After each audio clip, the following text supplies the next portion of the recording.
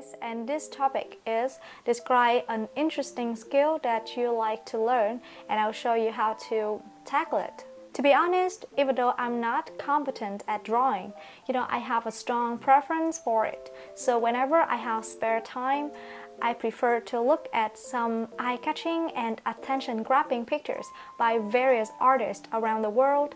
So when I was in high school, I took a drawing class which was immensely tricky for me. A few years ago, when I was snowed under one of my overloading programs, so I really needed to recharge my batteries, and I struggled to find some recreational activities to ease my burden off.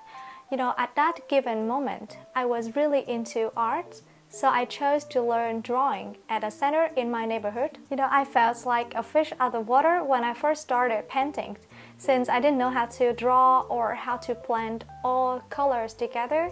So I was discouraged and unmotivated because other participants could draw professionally while I couldn't.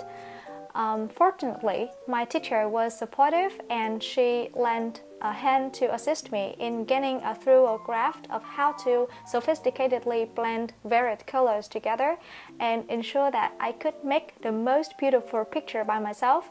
So after that course, I realized that drawing or creating art serves as a form of mental therapy for me to decompress, and it allows me to establish new connections with other students in my class, which could reinforce my social relationships and imaginative faculty. Bây giờ chúng ta hãy cùng nhau học từ vựng và những cụm từ mình đã sử dụng trong phần speaking này nha. Đầu tiên chúng ta sẽ có một tính từ đó là competent. Competent có nghĩa là giỏi hoặc là có tài năng về cái gì đó. Vậy thì chúng ta có thể sử dụng cụm be competent at doing something, có nghĩa là be good at doing something đó. Vậy thì một ví dụ đó là all we want is someone competent to manage the staff. Một tính từ tiếp theo đó là attention grabbing. Như mình đã nói trên hai chữ grab có nghĩa là bắt lấy, chộp lấy. Vậy thì attention grabbing có nghĩa là thu hút sự chú ý. Nó tương tự với một tính từ là attractive hoặc là alluring. Một ví dụ cho các bạn đó là the buildings were sufficiently attention grabbing to find their place in international magazines. Tiếp theo chúng ta sẽ có một cụm từ đó là recharge my brain batteries, có nghĩa là sạc lại pin tinh thần, sạc lại pin não sau khi mình đã làm việc rất là căng thẳng ha. Recharge my batteries. Một tính từ tiếp theo đó là recreational. Chữ này có nghĩa là thuộc về giải trí. Recreational. Vậy thì chúng ta có một ví dụ đó là recreational fishing is allowed on the river. Một cụm từ tiếp theo mà mình rất hay sử dụng cho phần speaking đó là is my burden off, có nghĩa là giải tỏa gánh nặng tâm lý, hoặc là các bạn có thể nói là is the burden off my shoulder, đó là giải tỏa gánh nặng khỏi cái đôi vai nhỏ bé của tôi.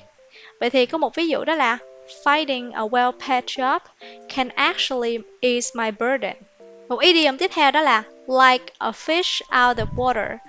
Các bạn tưởng tượng một con cá nó khỏi nước thì nó sẽ như thế nào? Nó sẽ vùng vẫy, nó sẽ bối rối đúng không? Vậy thì cái idiom này có nghĩa là bối rối, tức là mình không có quen với cái môi trường đó. Be like a fish out of water.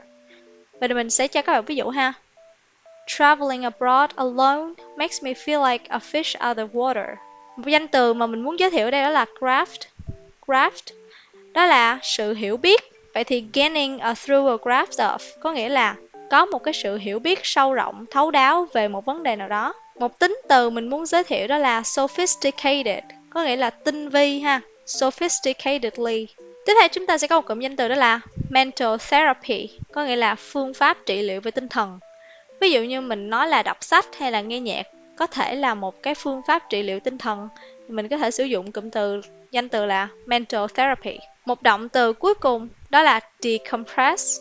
Decompress trong tiếng Anh có nghĩa là relieve or reduce the pressure on something, nghĩa là giải tỏa căng thẳng á.